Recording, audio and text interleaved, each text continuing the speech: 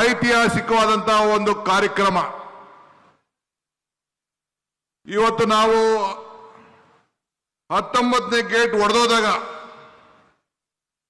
ಮಧ್ಯರಾತ್ರಿಯಲ್ಲಿ ನನ್ನ ಮಿತ್ರ ಮತ್ತು ನನ್ನ ಅಧಿಕಾರಿಗಳು ಫೋನ್ ಮಾಡಿದ್ರು, ಜಿಲ್ಲಾ ಮಂತ್ರಿಗಳು ತಂಗಡಿಯವರು, ಡ್ಯಾಮ್ ಶೇಕ್ ಆಗ್ತಾ ಇದೆ, ಇಂಥ ಪರಿಸ್ಥಿತಿಯಲ್ಲಿ ನಾವಿದ್ದೇವೆ ಅಂತೇಳಿ. ನಾನು 6 ಗಂಟೆಗೆ ಹೆಲಿಕಾಪ್ಟರ್ ತೆಗೆದುಕೊಂಡು 8:15 ಗಂಟೆಗೆ ಈ ಡ್ಯಾಮ್ ಸೈಟ್ ಹತ್ರ ನಾನು ಇದ್ದೆ.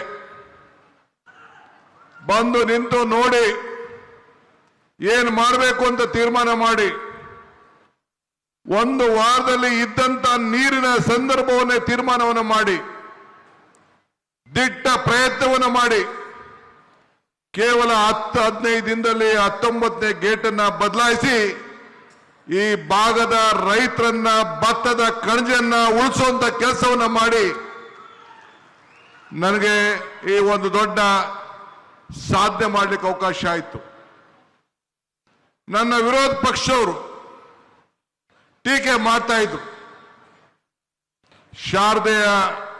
ಶಾರದಾ ದೇವಿ ಆಶೀರ್ವಾದ, ಉಡುಕರಾತ್ರಿ ನಮ್ಮ ಅಜ್ಜಯ್ಯನ ಪವಾಡ, ಹಂಪಿ ವಿರೂಪಾಕ್ಷನ ಕೃಪೆ, ರಾಘವೇಂದ್ರ ಸ್ವಾಮಿಯ ಶಕ್ತಿ, ಇವೆಲ್ಲ ಸೇರಿ ಇಂಥ ಒಂದು ಮಹತ್ವ ಕಾರ್ಯಕ್ರಮವನ್ನು ಮಾಡಲಿಕ್ಕೆ ನಿಮ್ಮೆಲ್ಲರ ಆಸೆ, ನಿಮ್ಮೆಲ್ಲರ ಬಯಕೆ. ಇದರಿಂದ 33 ಗೇಟ್ಗಳನ್ನು ಬದಲಾಯಿಸಬೇಕು ಅಂತೇಳಿ ತೀರ್ಮಾನವನ್ನು ಮಾಡಿ ಈ 33 ಗೇಟ್ಗಳನ್ನು ಬದಲಾಯಿಸಿ ಈ ನಮ್ಮ 3 ರಾಜ್ಯದ ರೈತರುಗಳನ್ನ ರಕ್ಷಣೆ ಮಾಡಲಿಕ್ಕೆ ಈ ಭಗವಂತ ಇಂದ ದೊಡ್ಡ ಅವಕಾಶವನ್ನು ಮಾಡಿಕೊಟ್ಟಿದ್ದಾರೆ. ನಾನು ಅಂದು ನೀರಾವರಿ ಸಚಿವನಾಗಿದ್ದೆ.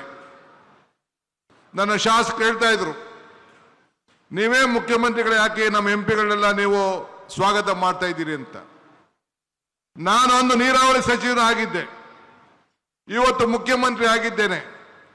ಮುಖ್ಯಮಂತ್ರಿ ಆಗಿದ್ರು ಕೂಡ ನಿಮ್ಮ ಸೇವಕ, ನಿಮ್ಮ ರೈತ, ನಿಮ್ಮ ಬಂಧು ಅನ್ನೋದನ್ನ ನನ್ನ ಜವಾಬ್ದಾರಿಯನ್ನು ಮರಲಿಕ್ಕೆ ನನಗೆ ಇಷ್ಟ ಇಲ್ಲ.